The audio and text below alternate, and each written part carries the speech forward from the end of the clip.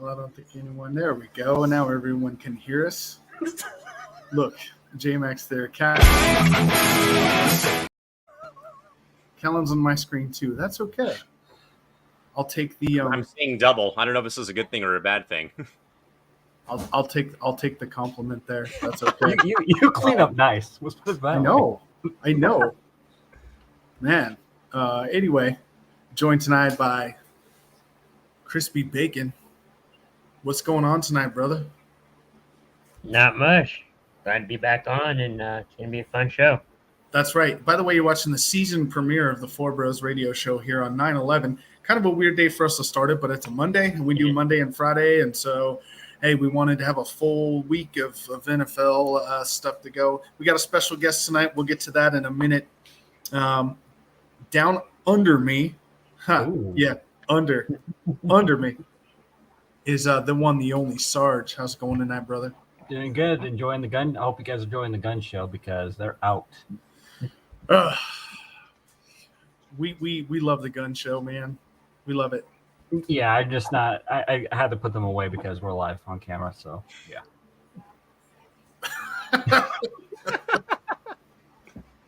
So I gotta say, before I introduce our special guest tonight, I gotta say I just got done watching the other program on this show that was on tonight, Kicking It.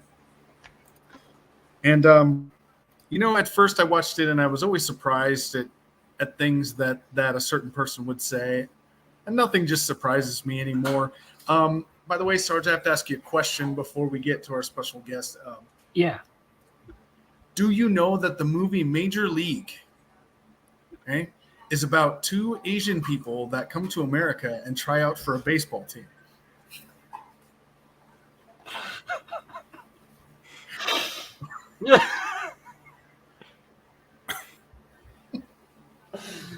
Nope. Yeah. Well, and the other one was did you know one of the best movies ever is the Jackie Robinson movie? That's the name of the movie, by the way, the Jackie Robinson movie. Also known as 42. Better known as 42. 69. What if you were 69? That would have been awkward. That would have been awkward. Yeah. That would have been awkward. Anyway, without further ado, the newest signing to Coast Entertainment does some great play-by-play for a lot of sports teams. I'll let him tell you what those are, but we're definitely glad to have him. And anytime we can get him on a program with us, it's way, way better. So without further ado, here's Mr. Callan McClurg. Hey, good to see you guys. I think it's more like three bros and a cousin, I think, tonight maybe on this program. But it's good to be helping you guys out tonight and being here on Coast to Coast. Looking forward to hanging out with you guys again for, I think, my second time being on this program since July of last year. Yeah. So, we always like to remind everyone. Callan, what's the one, your main team? What's the main team you call the play-by-play for? I know there's a couple of them, but yeah, actually, my play-by-play days are kind of like done. I'm sorry, PA announcing. Yeah, forgive me. It's mainly all just in stadium or in arena, but this will be my 9th year with the San Diego Gulls of the American Hockey League, the top minor league affiliate for the NHL's Anaheim Ducks, which, by the way, we're going to be hosting the Ducks here in San Diego against the LA Kings in a preseason game in a couple of weeks.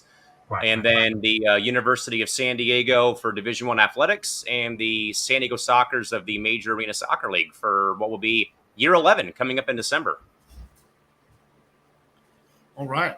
Well, that sounds great, man. And congrats to you on all those accomplishments. I mean, that's pretty awesome. Yeah, thank you very much. So sweet cousin. But I know we were on a little bit of a hiatus there in the middle of the summer. Just so much stuff going on. This summer's been a crazy. everyone asks me, what's your plans for the weekend? Here's my plans for this next weekend. Nothing.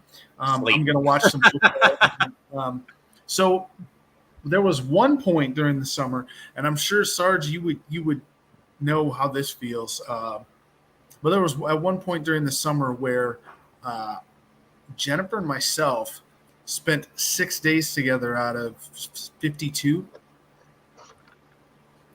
Something like that, 6 out of 52. So there's a run of a couple months where really I was gone, she was gone. We'd come home for a day. I'd leave, she would leave, whatever. That's a so vacation. It was pretty rough in the middle of the summer. Went to Hawaii last week. That was amazing. I could sit here and talk about how good Hawaii is, but anyone who's been there, this is the thing. I come back and everyone asks me, how was Hawaii? Well, no person I've ever talked to that went to Hawaii said, oh my God, it was the most awful thing I've ever done in my life.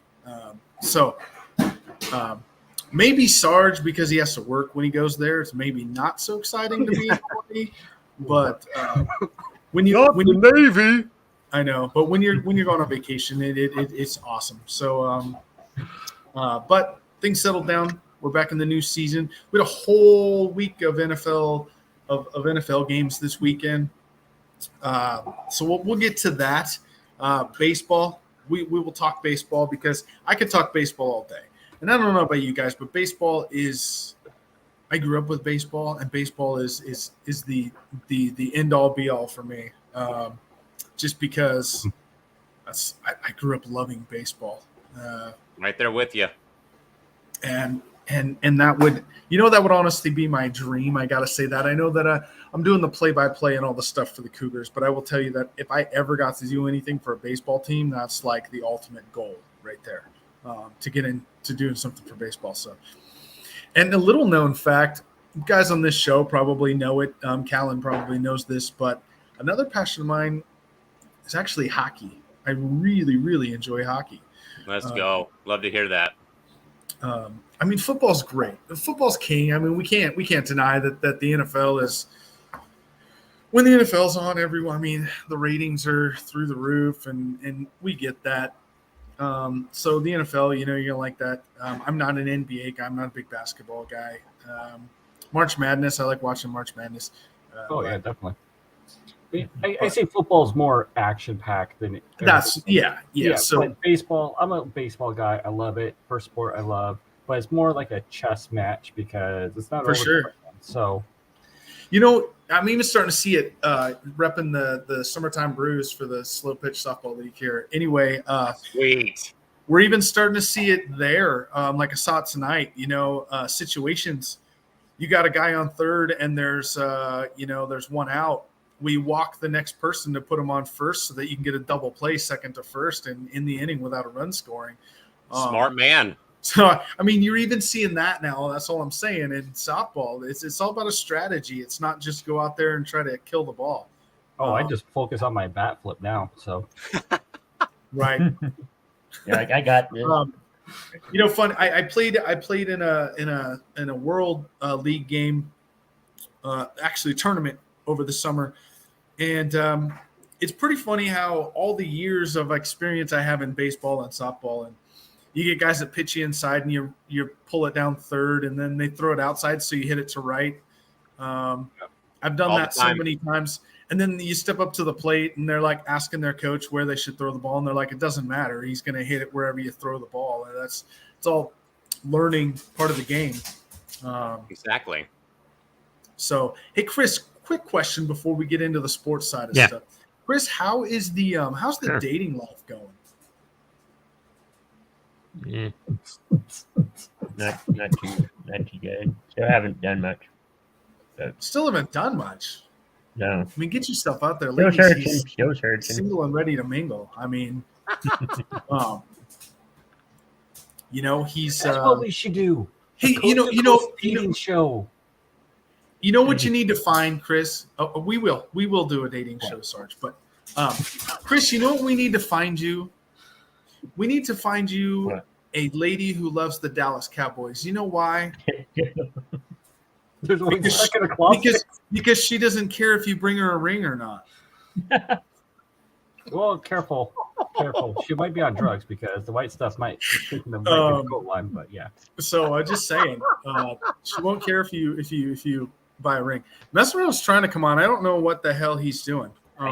he's coming in hot. Well, yeah. I mean, that's definitely. So real quick, we're gonna go around. Everyone's gonna give their favorite moment on Four Bros. Callan can chime in too because I know he's watched a few of them. Hands down, my favorite moment from last season was Dave's TikTok moment. Yeah. When he comes in, and I don't know if you caught that one, Callan, but we are live, and he comes in, and he's just like, my effing goddamn computer just I think we've all been there at some point. And then we're laughing, and he's like, don't you fucking laugh at me. It's not funny. And we're like, dude, we're live. And you're live on air, and all this is going down. Yeah, it was pretty good. It does have, let's check the latest numbers, but I do believe that TikTok, last time I checked, had about 1,200 views on TikTok for that moment. So, oh, wow. That's good. That's pretty good. So, Chris, why don't you give us your favorite moment of the last season? I think it was last season. I can't remember. I can't think of any. Maybe it was the Dragon Viper one where maybe that was another show, but where you What kind did of Dragon Viper do?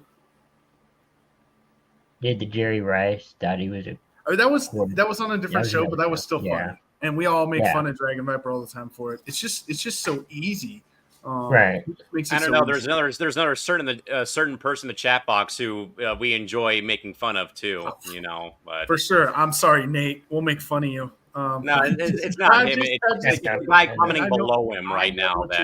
Alan, I understand who you're talking about. I really do. Here we go. Here's a good one for you. Chris the Catch. I'm co-hosting the dating show. Hey, we got a new show. We got a new show. Let's do it. I'm all down for hosting a dating type show, a game show. Yeah, let's do it. I mean, Pat Sajak's done it for 50 years. I mean, look at how famous that's made him. There you go. Let's see. Let's get some other comments. Oh, we already saw that one. It's not that hard. He lives in Texas to find a Cowboys fan. I'm guessing he's talking about. Oh, there's Callan's favorite guy. Good evening. Welcome back, Sarge. And Nate brings up my Vancouver Blues. Mr. Vancouver Blues and Mr. Dallas Jets and Tampa Bay Bulldogs and what have you. Yeah. Hey, Sarge, what is your favorite moment from last season? 3 words. Hard or floppy? Yes. That was great. Just got to fall out of that chair already. Yeah, that was great. Mess around. Mine, I was gonna go the route you did with the coming in hot thing, but I'm gonna go different. I'm gonna go with my my live show from the fairground when I did the fair trip and went on all the rides. You can see my expressions. That was awesome. That was awesome. I mean, I even made some logos. Nate, what are you? Oh, for Vancouver. No, he did. He made a Dallas Jets logo one night when Isaiah was talking about going to a San Jose Sharks game, and he called them the Dallas Jets, not the Dallas Stars. Well, I mean, we could call them the Minnesota North Stars, but that just hurts Brandon's feelings. So he's not even here. I think it's okay. That's true. And they became the Minnesota Wild, and we usually make fun of Minnesota sports teams when he's here because Minnesota sports teams have a really distinct history of not doing anything. Gee, sounds like San Diego, California. Well, Callan, tell us. You can tell us your favorite moment from Four Bros, but you can also tell us anything you want. Anytime I've owned a certain person in the comment box on Sports Takes is one thing. Honestly, I think if I had to pick one from Four Bros, I mean, my appearance with you guys in July, where I got to share my experience of doing the Angel game on public address, was really cool to, be able to do it. Because again, like I said though, that night I don't usually get a chance to talk about stuff like that, which will be more of a thing when I start my show on this upcoming Thursday. I missed last week because I was out taking care of my paperwork and stuff and for the upcoming hockey season. But I mean, that would probably be what I would go with. And maybe I would say about Mestron having his, live on-air rant about his computer just, like, not cooperating with them. Yeah, great. Yeah, it was pretty good. All right. So let's go. You know what? We're gonna start a new segment this season. I got a few of these that we're gonna start. The one we're gonna start tonight is we're gonna start overreaction with the bros. So you're gonna give me an overreaction from week 1 in the NFL. Ooh. Okay. You're and make sure that this is an overreaction. So maybe it's not really how you feel, but give us an overreaction of something you saw. I'm gonna start with mess around. Overreaction. Yeah. Reaction. Okay, this is easy. Justin Fields is a bust. Overreaction. He had a bad game. It was one game. Or you can go another route. Jordan Love is going to be the next Packers' greatest QB since Aaron Rodgers. It's just one game. Like Rodgers said in the past, relax. Look what happened to Rodgers. Right? Speaking of that mess around, I'm gonna hit on that for just a second. As a Packer fan, I can't have any sympathy at all for the Bears. I just can't. But I almost did during that game. I'm not even gonna lie. I almost did. I'm almost like, being a Bear fan really has to suck because you've been owned by Green Bay for the last 30 years or so now. They're like 42-15 in the last 57 games against the Bears. Jeez. And then you're like, Rodgers left. So I'm even going into the game thinking, I just want to stay close. Let's just keep it close. Let's have a good game. And yet the Bears lay an egg. I know. And then when it got out of control, I'm like, man, I almost feel bad for Bears fans just because this was finally like, hey, we're finally going to beat you guys. And then the game happened. Right? So disappointing. I mean, It's like watching the Padres and the Dodgers over the past 10 years. Yeah. I did something I usually don't do during a Bears game. I fell asleep. That's how bad it got. Chris, give us your overreaction for week 1. My overreaction will be the Dallas 49ers Cowboys won't be as good as they looked on Sunday. Going forward.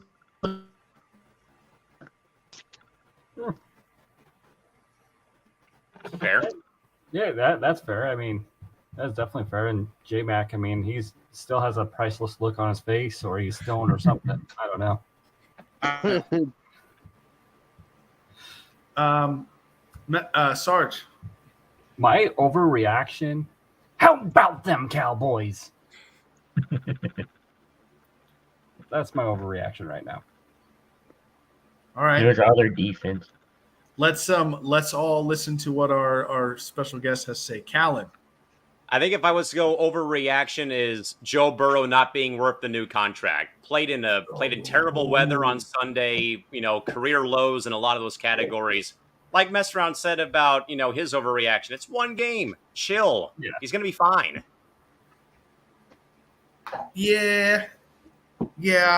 I agree with that one. He didn't have all preseason to prepare like those other guys did. He was out preseason, so he's still getting used to the flow of things. So give him time; he'll be okay. Trying to get himself back to regular 100% health after that calf strain he had. I mean, and plus playing in a downpour didn't help the cause either. That's true. There's a lot of rain games. It seemed like. And there's a lot of rain games this weekend. Goodness. And Cincinnati doesn't have an offensive line. I mean, it's really hard to throw the ball down the field when you're laying on the grass. Like a Daniel Jones against the Cowboys. I know. Yeah. Every other play he was getting sacked. Well, so here's an overreaction. Here's an overreaction that I came up with for the week. And you guys are gonna laugh at this one, but it's the overreaction of the week. So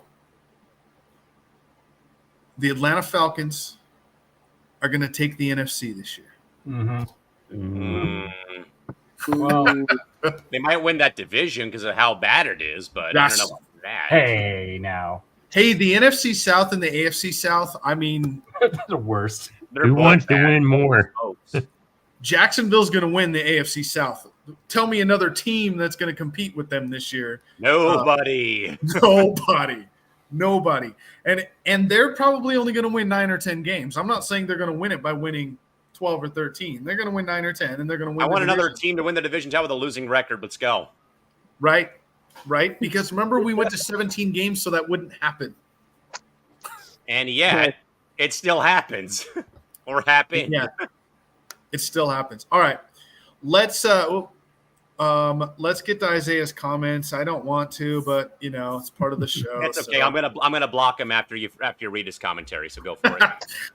My overreaction. I don't even want to read anything about Brock Purdy because here's what I want to tell you about Brock Purdy. You could literally put Jamarcus Russell on that team at quarterback, and they would win games because that defense is insane. Their defense reminds me of the 2000 Baltimore Ravens defense. Remember, Ooh. the 2000 Yeah. Baltimore Ravens won a Super Bowl with Trent Dilfer at quarterback. Because of their defense. Yeah, It's the old saying, defense wins championships. So Yeah, when you're everyone sitting wants to here play like that Ray Brock Lewis. Purdy is Montana 2.0, he had 220 yards and 2 touchdowns. Those are Again- average numbers. Against the Steelers team in major transition with Roethlisberger not being there. Give me a break. Yeah. It's like anyone that woke up this morning and was like, that's right, Dak showed that he's an elite quarterback. It was Dak all threw for defense. 134 yards. 134. Yeah. It was Because defense Tony and Pollard special ran teams. for 2 touchdowns and they scored a touchdown on defense and a touchdown on special teams. oh yeah. Just saying. Okay. So my overreaction, we all get reminded what happened when mediocre quarterbacks get paid elite quarterback money. I'm staring right at Daniel Jones. I was just going to bring it up. You think the Giants messed up by overpaying? Yes, I do. Could have invested that money in Yeah. their damn O-line. Yeah. I mean, I felt bad for the poor guy. I'm watching the game, and he snaps the ball, and you're just like, oh my goodness, they're coming again. Somebody throw a block. I know. It was kind of like watching Justin Fields in the Chicago game. Like they snapped the ball, and you're like, oh my God, we're in the backfield again. I mean, at this rate, Jones may be on pace to be the most sacked quarterback in the NFL at this rate. They showed a Wasn't picture that of Rivers at one point? They showed a picture of the Bears offensive line on one snap. 4 linemen were facing Fields. What'd Yeah, that it tell was- you? It was pretty bad. Let's see. Let's go to this Horrible. one. Saints have that division in the NFC in the South? Maybe. Maybe. Mm. The Giants have an O-line. No. An Olay line. Matador defense, as Chick Hearn used to call it. Just, nope, That's it's true. on right by me. That's true. All right. Let's go to Callan's favorite subject because he loves talking about the struggles of his team there and why they can't get over the hump of no matter how much money they spend in the offseason, why Oh. they can't get over the hump of the Dodgers. Well, they beat him in extra innings at least tonight, but I don't know, fellas. It's been a very weird year for the Padres, and Is that every season for them? What was that? Is that every season for them? Very weird. Well, not in the case though where you have season seats sold out for the first time in club history, and there's a waiting list for people to get season tickets. And more than anything else, is that the fan interest here has, certainly in my lifetime, 29 years, that this is by far the most highly anticipated Padres season to date, and the fans have been not rewarded for what was projected to be, a potential World Series contender, division contender, and here they are 20 games out of first place again and behind the Diamondbacks and the Giants. And, it was something I said, I think, on Sports Minute, about a week or so ago, is it's more of the fact, though, fellas, that It's a Padre ball club, though, with so much star talent, though. But Adam, I think, hit the nail on the head, though, on Sports Minute that night, where maybe it's a team with too much talent, between Soto and Machado and Tatis Jr. and Xander Bogaerts coming over in the over the off season, and then them re-signing Darvish and Joe Musgrove and what have you. But it's been more of a thing, though, that I said that I was more ticked off about is the fact, though, that the players have just kind of brushed aside a lot of things this year, and that no one has really in that locker room or clubhouse taken accountability for how the team has played this year. It was more of a thing, though, of like I said on that program, where it's not necessarily guys playing for themselves, though, but it's more about just some of the weird quotes you're hearing coming out in the press, though. Nelson Cruz was asked earlier in the year, hey, what's wrong with the ball club? No. Hey, Jake, what's wrong with the ball club? I don't know, Manny, what's wrong with the ball club? Like, no one wants to really take it on the chest that it's that it's my fault. It's the team's fault. And it's been more of a thing, though. And again, the blame game's been played here, though, across local TV and radio, every day. Oh, it's Bob Melvin. Oh, it's AJ Preller. We got to, tear the whole team down. I actually told a few radio hosts I know here. I texted their program this afternoon saying, okay, if you fire AJ Preller, who's not to say that a new GM comes in here and pulls a Tom Werner from the 1990s and trades away Machado and Soto and Bogarts and Tatis Jr. and you're left with all the scraps of the minor leagues again, and basically does a major fire sale, and you go from optimism of a World Series and your first championship since JFK was president in San Diego to bare bones and nothing, and and scrap heaps off the assembly line. But it's more of a thing, though, where it's like, okay, we can only blame the GM and the manager and the ownership so much. At what point do we begin to finally just point the finger and say, it's on you guys in uniform that we're in this predicament right now, 19 games, or 9 games below 500 and out of the race right now, because, Bob can't go out there and hit for you when you're 0-11 in extra innings. AJ can't come down, and strike out a hitter with the bases loaded in a tie ball game, at this rate. It's more of an onus on the players. And I think that's the thing, though, I've been more frustrated about is that the fans have been so quick to point the finger at Bob Melvin, AJ Preller, and Peter Seidler. When, though, are you going to snap out of it and realize they're doing what they can? Blame the guys in uniform. Blame Juan Soto for lollygagging around first base, getting thrown out by a country mile tonight against the Dodgers, hitting a RBI single, and him getting thrown out by 50 feet by Chris Taylor on a ball he bobbles in left center field for the lack of hustle. It's more of a thing, though, that I'm sure, it may have been talked about on here. I can't remember at this rate. But it was more of a thing I said, though, is like it's just been infuriating more so that I don't hear players taking it on the chest. They want to pass the baton on to the next person next to them about, well, it's not my fault we lost. Go talk to so-and-so, And it's more of a thing, though, of locker room chemistry's not been there. There's been a lot of stuff I'm sure you guys have heard in the press, though, like, Xander Bogaerts saying, yeah, I'm not really comfortable hitting in the 5 spot. Juan Soto saying, yeah, I don't want to hit second. More of yes, it's more of guys playing for themselves, though. But at the same time, though, they're the ones in uniform going out there and playing. I think you can only put so much blame on Bob Melvin and Preller and the front office and the ownership group. And it's more of a thing of I'd rather would like to just see the star players just say it's on us. Don't blame Bob, don't blame AJ, don't blame Peter.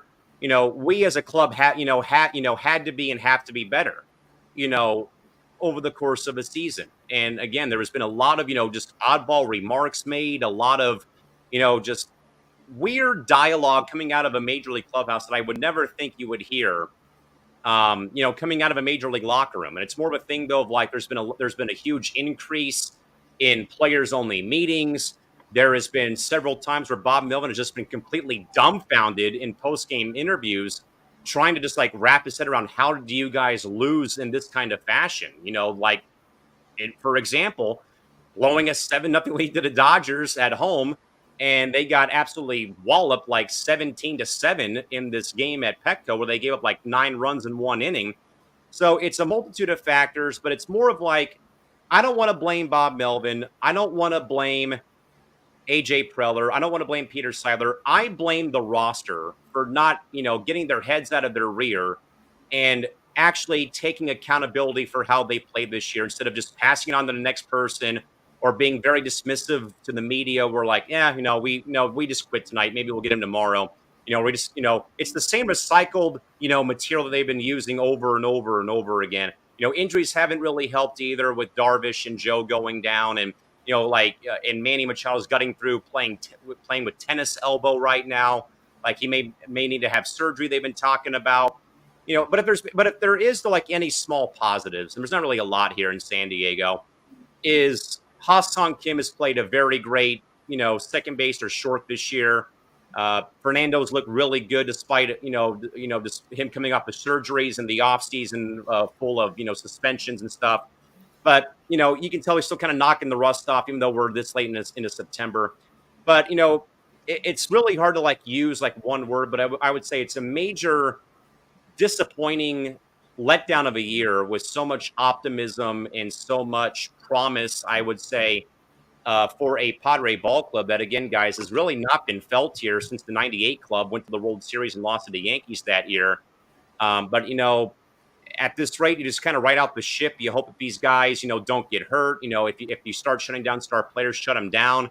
But next year may be a little bit interesting because, I would be a little bit afraid, and I want to address Tim's comment here that the Padres cannot afford to do a Marlins fire sale, and for sure they can't, though. But, Tim, that's what scares me because I was very young, if not, may not have been born when the Warner ownership group, traded away Gary Sheffield and Fred McGriff, though. And I remember hearing about how there was a lot of public backlash towards the Padre ownership group. And that's what I just really would hate to see, though, Tim, and viewers and the guys on the panel, is that I would just hate to see, a club, go from an all-time high of, expectations, hype, all that stuff, though, just to kind of in a way, do what the Marlins did and what the Padres did back in 93, though, because, that's my only fear that if Preller is let go, some GM could come in here and say, wait a second, how do you have all these contracts and you play in this small of a media market? Nope. We got to trade these guys and restock up for 10 years down the road, though. So,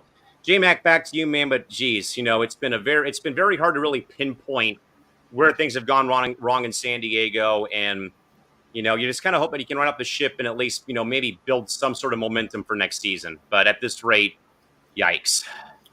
Sure. No, all that makes sense. One thing I heard yesterday on one of the games, and I don't remember if it's an NFL game or an MLB game, but one of the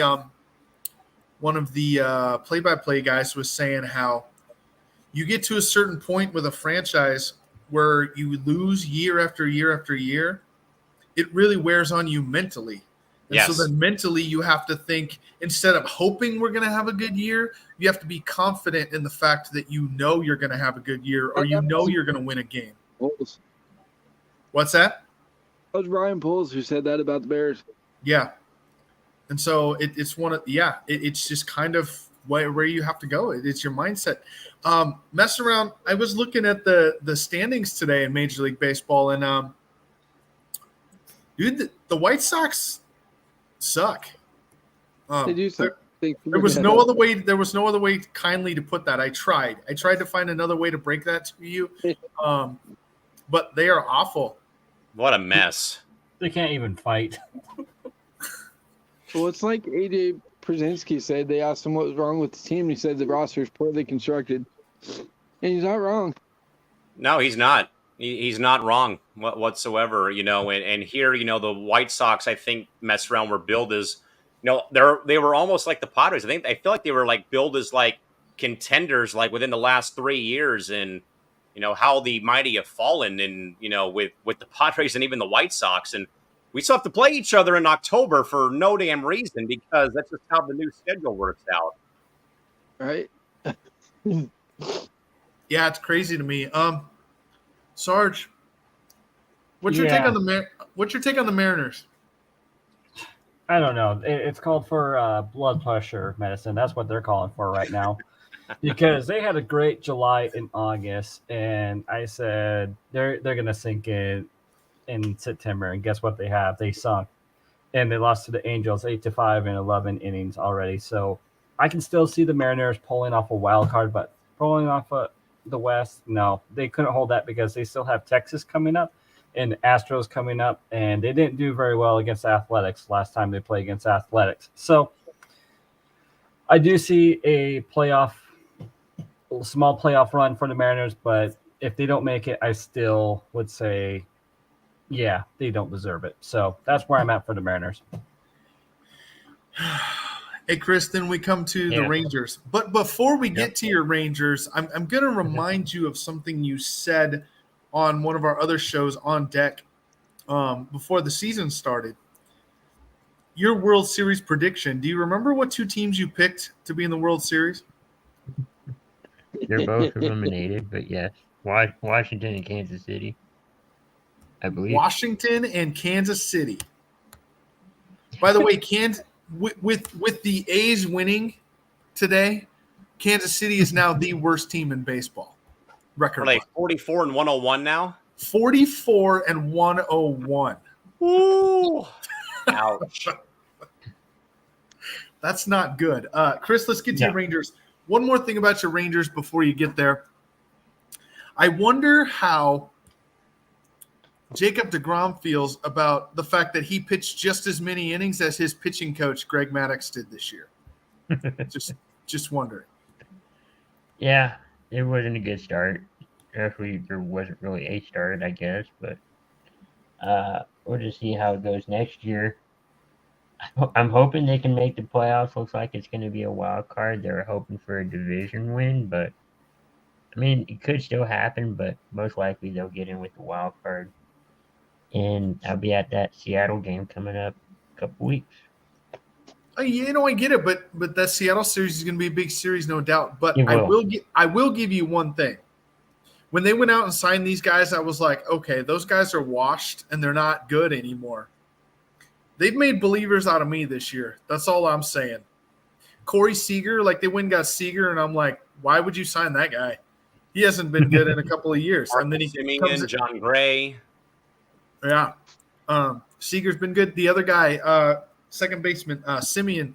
Marcus Simeon, yeah. I'm like, you're gonna sign Simeon like he showed in Toronto. He's not that good. And then so again, And then he beat hats off Toronto. to your Rangers. and they've made believers out of me this year that they can put a good roster together. So They struggled a little bit towards the end, but it's gonna happen. It's gonna happen. Yeah. Here is one thing that drives me absolutely crazy, though, Callan. I think you can be on this wagon with me. Mm-hmm. Sports fans drive me nuts, and here's why they drive me crazy. So I'm an Atlanta Braves fan. Everyone knows that, right? So after today's game, we are 94 and 48. All right? Mm-hmm. We're 46 games over 500. All right, we have, 18, 19 games left. Whenever we lose a game, you see all the Braves groups like, why was the manager thinking this? Well, why didn't they win that game? Do you realize with 17 games left in the season, even if we go 8-9, we still win 102 games in a season? And you probably clinch the top seed. I mean, we're 7 games above the Dodgers for the top seed in the NL. We are 14 games above the Phillies for the NL East division. Just saying. It's not the end of the world. Yeah, it's not the end of the world, and that's kind of the nature of it was something I brought up, I think, on Sports Minute last Wednesday. Those aren't true sports fans. Those are people who just live and die with the sport, and whenever that they lose, it feels like a part of their life is ending. Right. No, and here's what gets me I've had about that when I first started. well, no, here's what gets me about major league pitchers. Anyone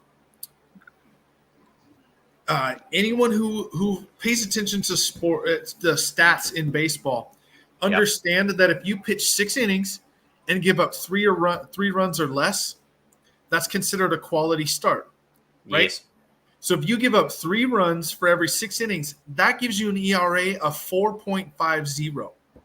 That means you are average to good at Right. 4.50. So you'll have guys, their ERAs like 3.8, and their guys, man, this guy sucks.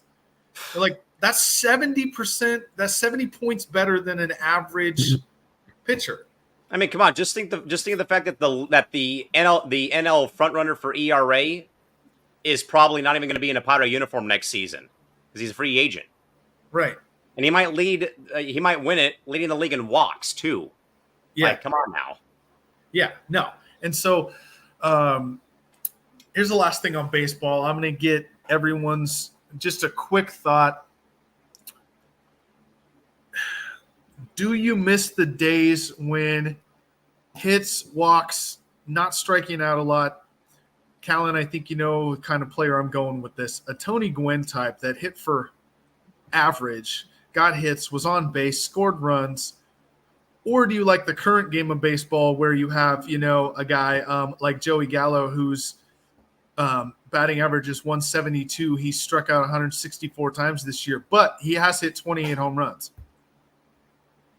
No, give me the 98 Padres all over again. I'd rather have a team full of Gwynns and Finleys, Caminettis, Kivio Veras, Carlos Hernandez's, Chris Gomez's, guys who will put the ball in play, get a guy over, swipe a bag and then knock him in, and if you need to, hit the walk-off grannies and hit the, hit the homers. But more than anything else, though, I still would rather have no DH in the National League. I would rather still see, a pitcher have to come up there and bunt the guy to third or, bunt the guy to second base, things of that nature. But, it's, new game, new game, new style of play, stuff like that. And if we wanted to go down this tangent real quick, I've only been to like a handful of games this year. And normally I go to like, 10, 15, 20 plus games a year, but just with my schedule and my personal life, I haven't gotten out to many this year. But I have, though, noticed, though, in the games I've gone to, that the game does feel quicker with the clock being in place. So For sure. I do like the pitch clock. I also like the fact that he can't shift now because now we're getting more base hits, more guys getting on base. The limitations on pitchers going over to first base, because that was the thing that really irked me when I would be playing the infield. Like, he's not going. You've thrown over 5 times. He's got his, he's barely off 2 feet. Just, let's get a double play. Stop throwing over to first base, for God's sakes. So I'm really happy about that.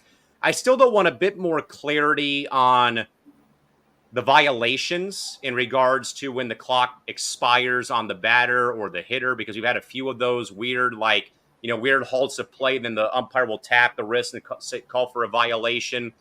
Where I think Max Scherzer struck out Brandon Drury in an Angel Ranger game on a violation. There was another game recently where I saw that when the inning began, it was already 1-0 because I think the pitcher had a violation of some type. And then so I think I would want more clarity on what actually leads to the violation. I know it's like that 8-second window where the batter has to be engaged at the plate, facing the pitcher or whatnot, and blah blah blah blah. But other than that, though, I would just want a bit more clarity about the clock. But I think more than anything else, though, give me the Gwynns. I think I agree with Tim's. Give me the Tony Gwynns, the Paul Molliters, the Wade Boggs, and George Bretts of the world. Give me that clutch 2-out base hit in the gap somewhere to drive in the runner, or pull an outside pitch. Pull off a hit and run. Get the guy to third base and then sack fly, bring him in. I mean, as much as I love the home run, and I live in a city where we're the only team that's hit 4 straight grand slams in 4 games.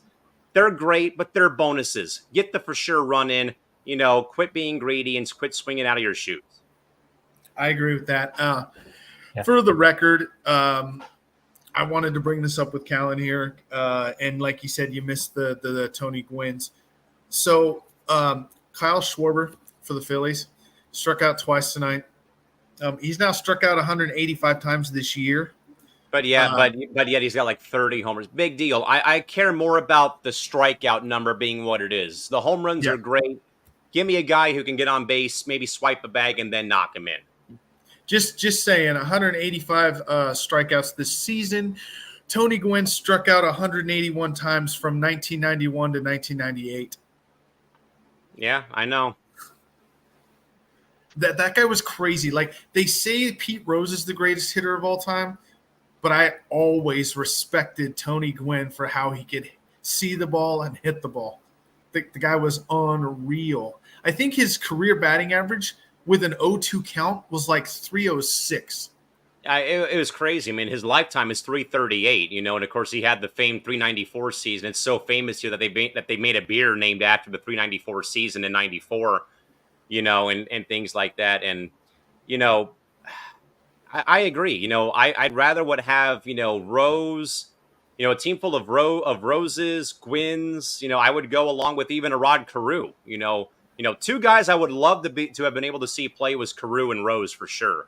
And along the fact of Gwynn, those in my mind, those are like the three greatest hitters in my opinion. But I only got to see one of them play in general in my lifetime. But hearing stories, watching old games, talking to my dad, I would would have loved to have been able to have seen all those guys. Tim bringing up Paul Molitor and Wade Boggs and George Brett. And obviously, Tony Gwynn for sure. And then, Pete Rose as well, all those guys. And then Carew, I'd love to just, go back in a time machine and just watch those guys, just hit the, find a hole somewhere on the left side or the right side of the infield or just dump one in for a hit to bring in the game winning run. Yeah, for sure. All right, Chris. Yeah. No, I agree. Go ahead. Yeah, go ahead with your thoughts. No, I was going to say, I agree, the past baseball was better. I mean, we have a bunch of cool additions to it, but it's better with what you fell in love with, back then with Tony Gwynn and all that. Yeah, for sure. Mess around.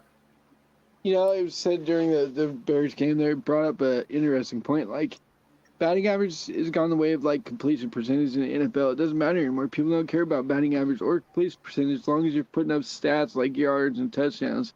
Right. Baseball's you're putting up home runs and RBIs. So it's I think it was Greg Olson that said that, but I thought he made a great point. It really has gone that way. You don't have guys like, Callan mentioned, like Molitor and Boggs and Rose and even Frank Thomas back in the day. That guy still hit home runs. Love the Big Hurt. Yes. Talked a lot too. Yeah. Yeah, even your Griffey Juniors. I mean, Junior was a power hitter, but maybe he maybe has the smoothest swing in baseball history. I mean, it was just unreal, and that's arguably. But I'm just saying, he was so smooth. It's unreal to me. So we do have to say, Chris, I was going to ask you about this because you were watching the game and you kind of mentioned it in one of the chat logs.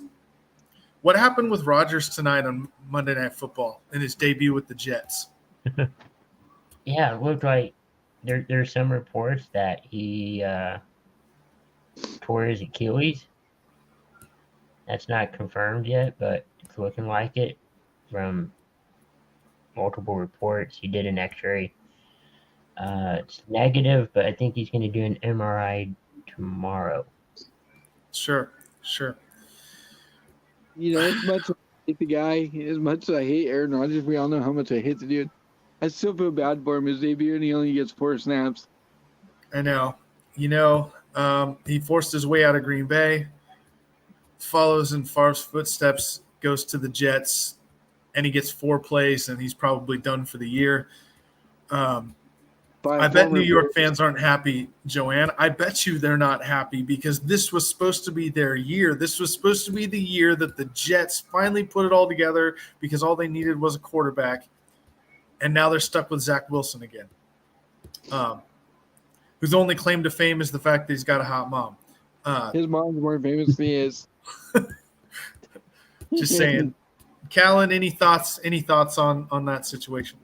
I mean, it's unfortunate, and it was actually a report I saw actually during the game from Kyle Kraska, who works at KTTV, Fox 11 in Los Angeles, actually broke the news that, it was official that Rodgers had a Achilles injury. He had talked to a doctor in the San Diego area, which is a little weird for him working in LA, but still, talking to folks down here. But at the same time is that the fear is that it's an Achilles, and it's just so unfortunate, and not comparing apples to oranges, but the fact, the 2023 Padres and the Jets both had, expectations of, getting, to greater pastures in the, the World Series with Super Bowl. And to have one team have a discombobulated locker room, and then Rodgers goes down with an injury, it's just so unfortunate, that this happens. And sadly, it just kind of seems like, though, the old thing of like, this is why we can't have nice things in a way, with the Jets and the Padres. But hopefully it's nothing major. But from the reports that we've been hearing, though, it just sounds like it's going to be bad. And Zach Wilson's going to have to step up in a big time way for the remainder of the year if this is in fact the hand that they've been dealt with Rodgers' injury, and hope and pray for the best for Rodgers going forward if it's in fact an Achilles.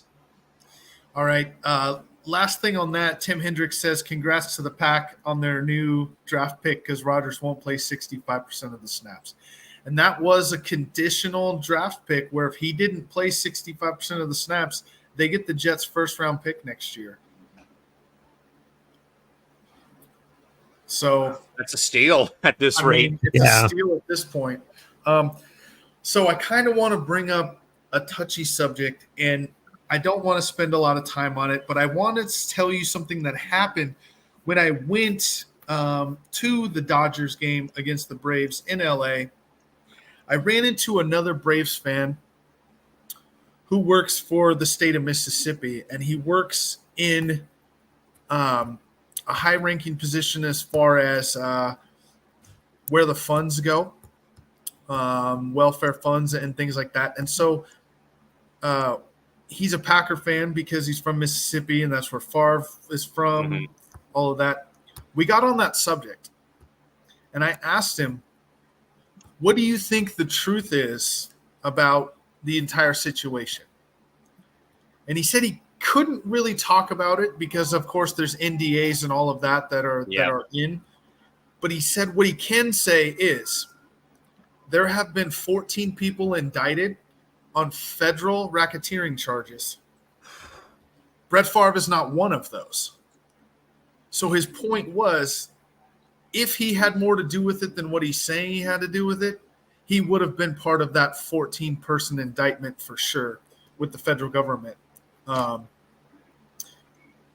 In his opinion, Favre's too nice of a guy. He was very, very personable in the league and got mixed up with the wrong crowd. Kind of got in a bad place, wrong time kind of situation.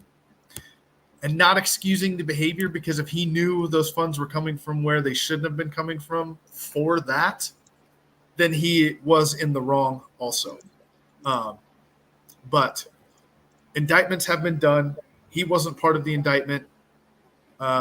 Just interesting take on that entire thing, to talk to someone close to the situation, So thoughts on that at all? I mean, not really, it's kind of more of a thing, though, that I feel like that may have been talked about on a couple of different podcast networks, that I kind of feel like sometimes things like this with Favre, maybe even some other like off the field, stuff, whether it's legitimate or not, though, I kind of feel like, though, sometimes that they're mainly being done for money grabs more than anything else. And that's all I'll say on it. I just kind of feel like it's been that way for a while. Absolutely. I can agree with that. Because you can attach someone's name to it. Can he be added to the indictment? I don't have that information, Tim. I'm not sure if he can. Part of me would think he could be if more comes to light. Right. But again, it was just a different take, a little bit of inside information to kind of get that through. So, final question. Where does Rodgers end his career? What team takes a flyer on Rodgers if he comes back from his injury next year? Does he end up in Chicago, mess around? No, I think he's going to fall apart even more. He'll end up with the Vikings. He end up finished with the Vikings. I don't know. So we all forgave Favre for going to Minnesota, and he was welcomed back in Green Bay. I think he'll hurt but if he went to. I will tell you this: if Rodgers goes to Chicago, he should never show up in the city of Green Bay ever again. Well, he did at one point say he wouldn't mind playing for Chicago if it came to that if he had to. I don't know. Where does he end up, Chris? I think back with the Jets. Back with the Jets. Yeah. Callan, any thoughts? I'm with Dave. I think he goes to Minnesota. I mean, and even though he said he wouldn't mind playing for Chicago, that reminds me a lot of my all-time favorite NBA player, Steve Nash, when he said he could never see himself wearing the Laker jersey, but yet what did he do before he retired? Yep. He was like, He was a Laker. He certainly. But I feel like though Rodgers would probably take the Favre road and go to the Vikings and then hang him up. I mean, that'd just be weird if that happened. so Joanne thinks he's done. Tim says he thinks he retires before the end of the season. He'll end up out here in Oregon in a cave down in Grants Pass again. Yeah, he'll go back to Berkeley. Yeah, right. The offensive coordinator for Cal football in the ACC in 2024. Yeah, that's insane, isn't it? Oh God, that's a whole nother story for another show because we could go on about that like all night. That's just it's crazy. That is a mess and a half that I am tired of talking about because I'll just keep it short. But I don't think it's going to work. I don't think any of the realignment is going to work. I don't think it's going to work. But here's what I look forward to. I have said for years, even living in Oregon, that Pac-12 football is not real college football, right? It's in the Big Ten. So now they're joining the Big Ten. But here's what I can't wait to see. All these people in Eugene, close to where I live, that whine that Oregon never gets a shot on the national stage. So when they have to go to Camp Randall in Wisconsin in the middle of December, and it's 7 degrees outside, and you got all the people from Eugene over there playing football, I want to watch that game. Jump around. So I'm just jump around. That's gonna be interesting to Wisconsin. Watch. So final thoughts tonight, Chris. Yeah. Why don't you give us final thoughts on what you're looking forward to the most of the new season of Four Bros? What do you want to see change? A segment you want to bring to the show? Give us something about the new season. I don't know. Maybe changing anything, but I know there's probably gonna be antics and stuff. We're gonna have a lot of fun and just have a blast on here. All right, mess around. We always say this is like therapy for us every week, so just look for more of that, more therapy, more fun with the guys. My favorite show to be on every week. I look forward to this every Monday and Friday, so just more of the same. If it's not broke, it. Tim says he's looking for a mid-season plot twist. Maybe we'll put you in a cliffhanger at the end of the season. Callan, we want to thank you for coming on tonight. It's always great talking to you, sitting down, picking your brain, letting you talk about the things that you don't get to talk about, like you said, talking about what it's like doing the PA stuff and the behind-the-scenes stuff and all of that. And thank you for being a part of Coast to Coast. You're going to see some changes coming. And Callan's a big part of those. He's going to help Chris with a lot of the tech stuff because God knows I'm not. Anyway, so we thank you for all that. We thank you for coming on the show. It's always a pleasure when you're here, and any show we can get you on. We look forward to your podcast. That's Thursday. What time? Thursday, 1 o'clock Pacific, 3 o'clock Central Time. It's going to be great. All right, 1 o'clock Pacific, 3 o'clock Central. Check out the new podcast. What's the name? Press Row. We're going to be covering sports media, sports business mainly. It's literally just what I do every day when I'm not working, sitting on the couch, reading front office sports and awfulannouncing.com. So we'll be talking a lot about the whole thing that the whole Disney Spectrum ESPN debacle that finally ended today. So I was actually able to watch the game watch ESPN for the first time in over a week. But we're going to be covering a lot of the business side, media side. I'm going to be working on trying to get some fellow colleagues onto the program at least once a month, once a week, what have you. So we have some big lofty expectations for the pod and for the podcast and for the whole network as a whole. But thanks for letting thanks for calling in the righty out of the bullpen to fill the void tonight for Big B and for when Sarge had to leave early. But always a pleasure joining you guys, and looking forward to many more. All right. Well, thank you very much. So for Chris, for messing around, for Callan, who we think you're being very much, thank you for watching, listening, however you watch us. We could not do this without you. It's the fans that make this happen. We love talking to you. We love talking to each other and hanging out. It's a great time. Lifelong dreams being lived in front of your very eyes, and we'll see you all on the other side.